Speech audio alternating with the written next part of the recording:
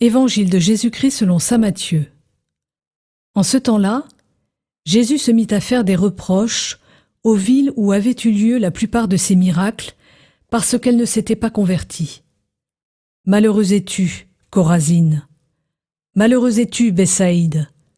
Car si les miracles qui ont eu lieu chez vous avaient eu lieu à Tyr et à Sidon, ces villes autrefois se seraient converties sous le sac et la cendre. Aussi je vous le déclare, au jour du jugement, Tyr et Sidon seront traités moins sévèrement que vous. Et toi, Capharnaüm, seras-tu donc élevé jusqu'au ciel? Non, tu descendras jusqu'au séjour des morts. Car si les miracles qui ont eu lieu chez toi avaient eu lieu à Sodome, cette ville serait encore là aujourd'hui. Aussi, je vous le déclare, au jour du jugement, le pays de Sodome sera traité moins sévèrement que toi.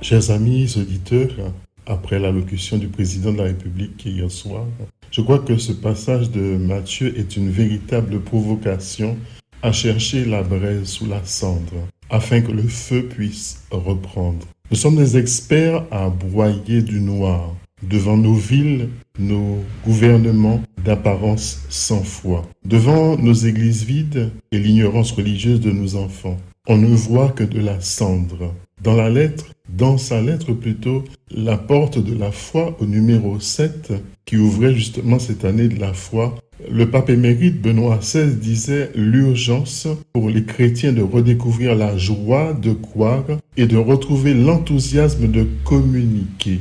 Bien des années après, nous le constatons, cette urgence est toujours présente. Décrier l'épaisseur de la cendre peut nous aider à nous défouler. Ça ne change pas grand-chose. La question que soulève l'épisode de ces deux villes, avons-nous encore le feu de l'héritage reçu, le feu de l'évangile en nous? Avons-nous encore la bougeotte d'agir, de faire briller l'évangile, d'attiser la braise? Jésus lui-même confirme cette mission de rallumer le feu.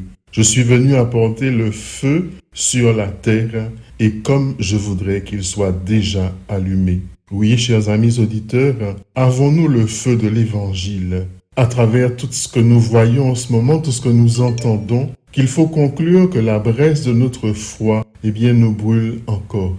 Avons-nous encore le feu de l'Évangile? Peut-être sommes-nous chrétiens simplement par habitude. Ce n'est pas parce qu'il arrive que nos églises soient remplies que cela signifie que la braise est reprise. Peut-être participons-nous à une célébration pour simplement rendre hommage à une personne, mais le feu, le cœur n'y est plus. Si nous faisions la liste de nos habitudes, nous serions étonnés. C'est une forme subtile d'absence de foi que de s'habituer à ce que l'on croit. Une vie de foi par habitude est une foi non communicative. L'habitude risque de nous illusionner sur notre foi. L'urgence est de nous remettre en mouvement, en marche, de ne pas attendre que d'autres mieux que nous soient plus habilités à allumer l'incendie de la foi. Nous avons besoin d'allumeurs d'incendie. Le temps n'est plus à pleurnicher sur l'état de cendre qui attire tellement nos regards à travers cette pandémie. Si l'Église doit redevenir ce qu'elle est, elle doit se remettre en mouvement.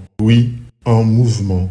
Ne soyons pas des chrétiens qui transforment l'Église en pièce de musée ou en propriété d'un petit nombre. Le temps n'est plus à se demander si l'Église peut encore bouger, s'il n'est pas trop tard, mais de nous demander qu'est-ce que je peux faire pour l'Église, qu'est-ce que je peux faire pour le monde, pour que l'Évangile soit annoncé. Cette question s'adresse à chacun, à chacune d'entre nous. Nous sommes tous l'Église, tous des envoyés. Mettons-nous donc en marche, remettons-nous en marche, descendons dans nos Bethsaïdes, dans nos Chorazines et cherchons ensemble à attiser la braise sous la cendre et le feu de la foi pourra se réanimer. Amen. Bonne journée, soyez bénis. Malgré toutes les annonces que nous avons pu entendre, demeurons dans la paix car Christ et prince de la paix.